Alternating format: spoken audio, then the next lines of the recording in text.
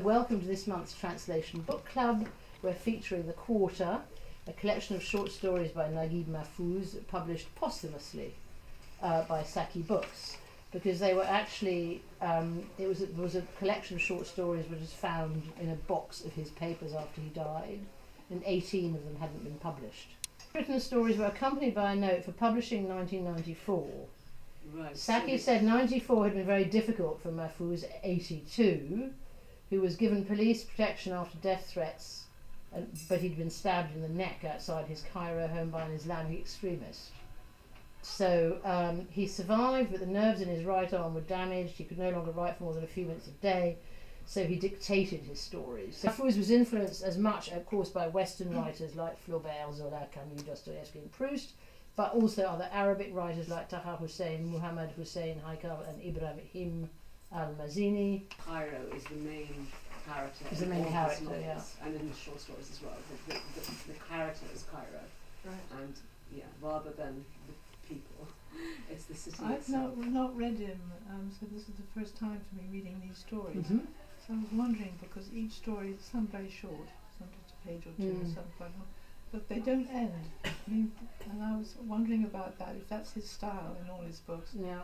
That's what's so intriguing. They seem to just stop in the middle of a scene. Before the sun sets, all anxiety is going to disappear. Put them in one sentence, and then you jump to something completely different in the next sentence.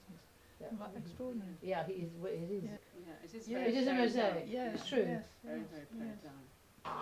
Now here is a wonderful publisher. I'm sure we've got all kinds of questions for you guys. The Guardian piece, it says that nobody's quite sure whether they were written before or after the attack, and was it work in progress to a bigger work, or they were just a collection of stories. I mean, because you obviously, somebody got in touch with you when they were discovered. Was it his daughter or the journalist? So how did all that sort of happen? His daughter came across these notes, and they're all vignettes. I think of the book very much as a collection of vignettes as opposed to short stories. Yeah. And you can see some crossover in characters that appear elsewhere, and you can certainly feel, I think, where ideas could or should be developed in other ways. Yeah. Stories. And I was very struck by how they don't end. They seem to be parts of something else. So is that what you're saying? That they were, it was a moot point. They were perhaps not short stories exactly. They were vignettes, as you say, which might go here Observations. and there. So I was struck by that. Well, I don't really know what is it. It's not really short stories. They're all grouped around characters who come in and out. So that This is some one of people a mosaic. might call it, Yeah. might call it a novella, and we can speculate, kind of till the cows come home. We never, the kind of beauty is we don't really know what was going on. If it's chance that these were all collected together and they were part of a bigger Like snapshot. picture, exactly. And I think there's kind of beauty in that relationship as a reader, because you can come to these vignettes in whichever way you want, and you can kind of construct them as part of a bigger narrative, or you can just leave them as almost like a brilliant lesson in how to throw somebody into a world with no explanation, because most of them do that. There's an immediacy in the first sentence. He does draw you in, doesn't he? And there are definitely reoccurring themes in all of them. So there's. And we include at the back some of the photocopies of the handwriting. And I think Sarah, you're a writer. I mean, but I'm saying, do you write notes? I mean, you write bits of longhand and you use I both? write straight now. I write straight onto a computer. Right, okay. Yeah. But have you in the past sort of used yes, both? because I've been going for a long time. Yeah, well, Georgia. indeed. Well, no, my dear, I hardly was about to suggest. Why specifically why he was attacked? Because when people when people are attacked by fundamentalists, is it something specific?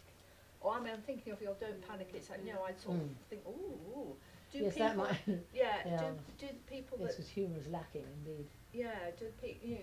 And similarly with Salman Rushdie, are the people that sort of take issue with these writers well informed, or is it a sort of knee-jerk reaction? When we were both at the quartet, I wanted to. She was published. Yeah, You were working there but at do you the remember time. Taha? There was that wonderful book that we wanted to do, Taha Jaout Les Vigiles, and he was stabbed on his doorstep and killed.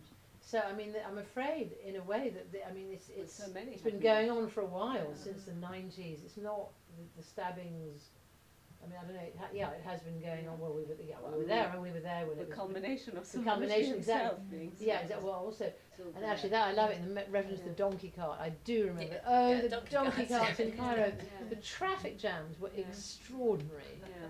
and I do remember I slightly And the freaked out. the money But also the guys beggars still on there, skateboards. and- The Say, no skateboard. legs. So, No legs. no legs on a skateboard. Yes. Yeah, you know. Yes. So you've been to Cairo. Oh, Yeah. I'm an Egyptologist.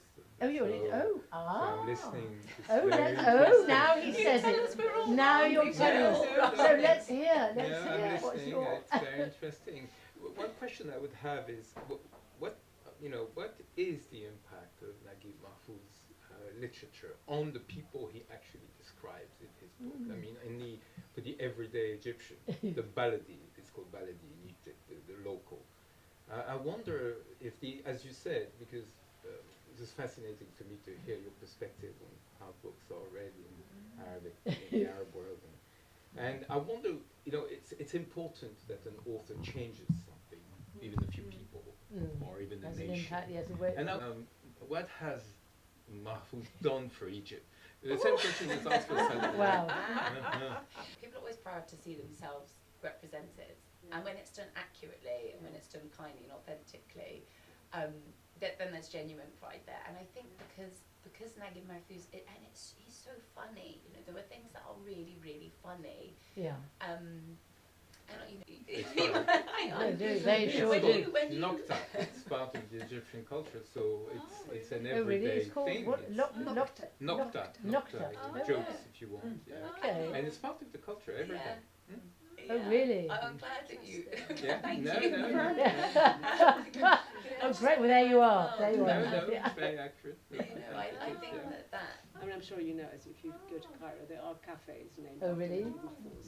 There are several cafes, so he's What greater honour than having I'm sure. Absolutely. so Yeah. That people come back to Naguib Mahfouz, many people, because in the world, in the literature, it is relatively safe compared to what Cairo's been through in recent years. So a lot of his novels are about ancient Egypt, and they're like, so he's very, very keen.